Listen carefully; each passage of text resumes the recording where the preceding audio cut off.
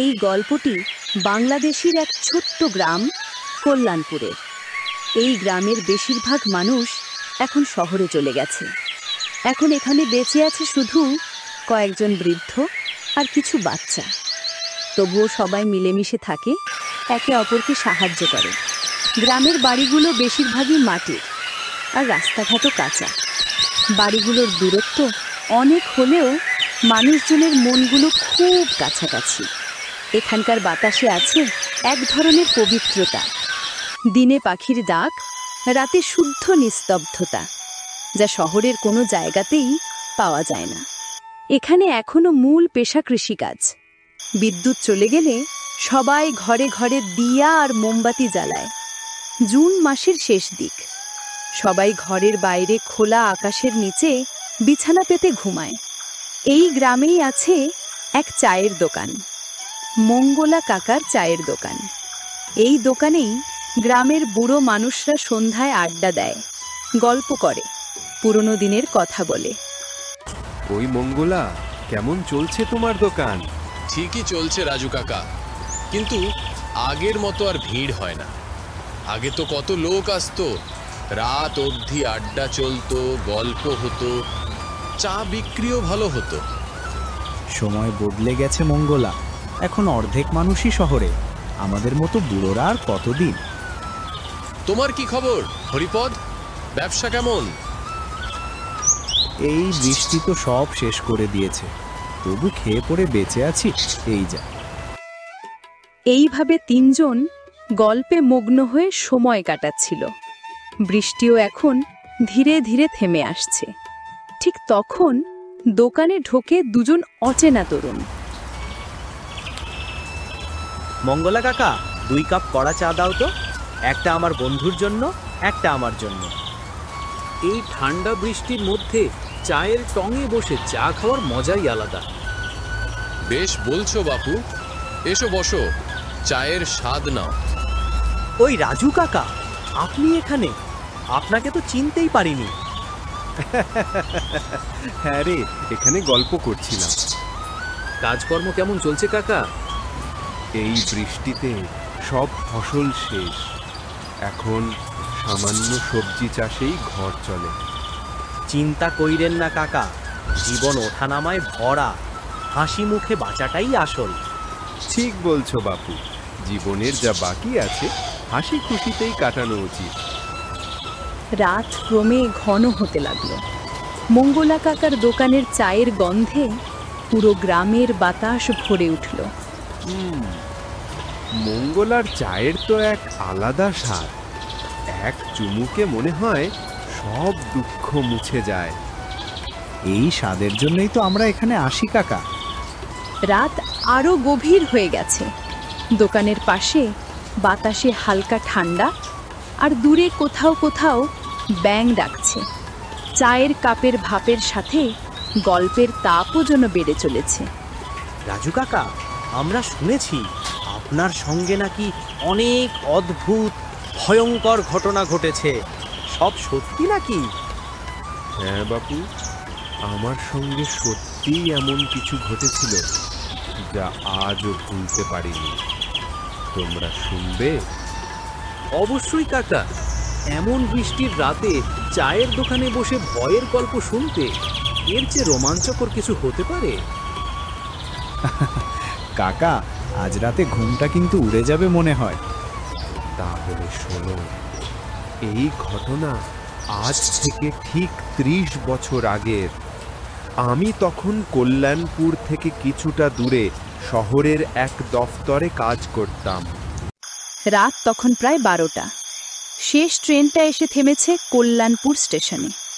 রাজু কাকা সেই ট্রেনেই ছিলেন।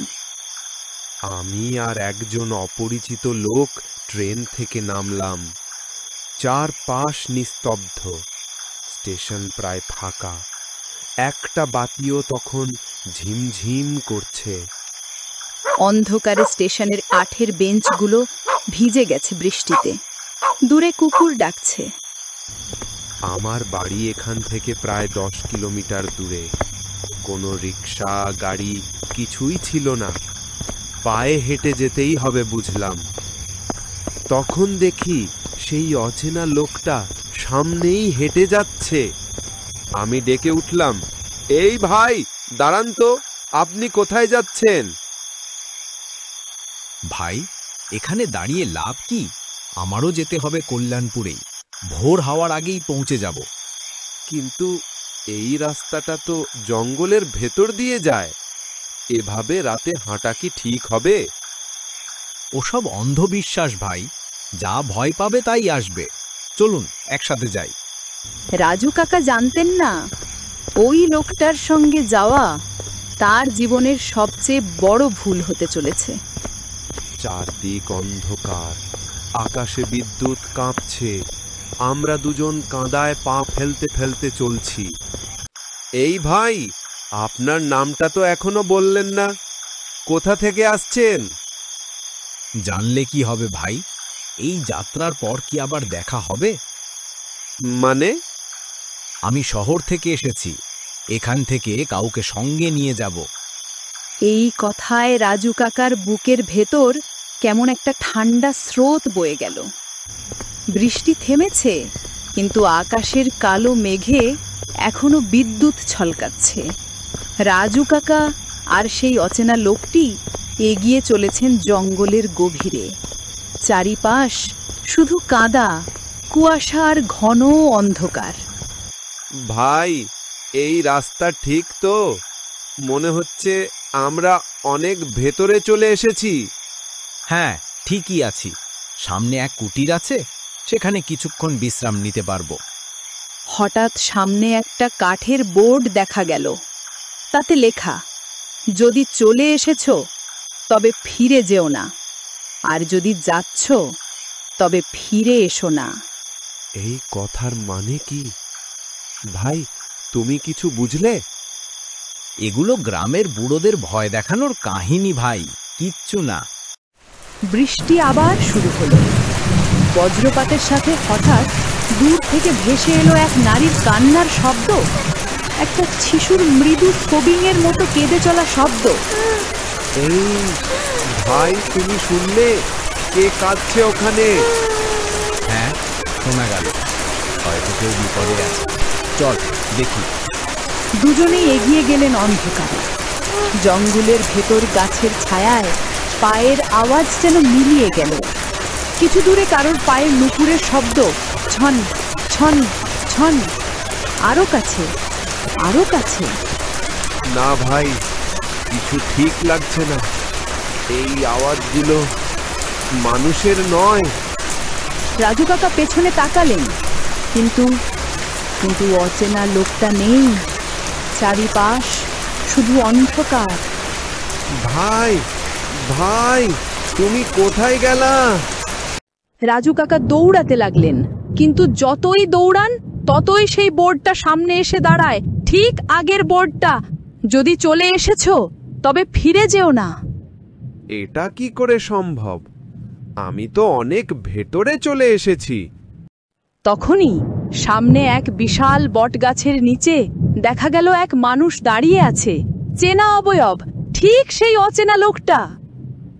ভাই, তুমি এখানে? আমি তো ভেবেছিলাম তুমি হারিয়ে গেছো।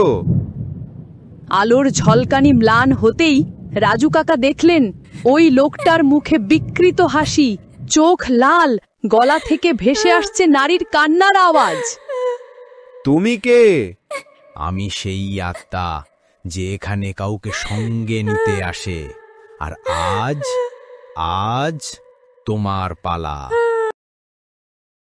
পরদিন সকালে গ্রামবাসীরা মন্দিরের পাশে রাজু কাকার চায়ের দোকানের কাছে তার জুতো আর ছাতা পেল, কিন্তু রাজু কাকাকে কেউ খুঁজে পেল না, কখনোই না।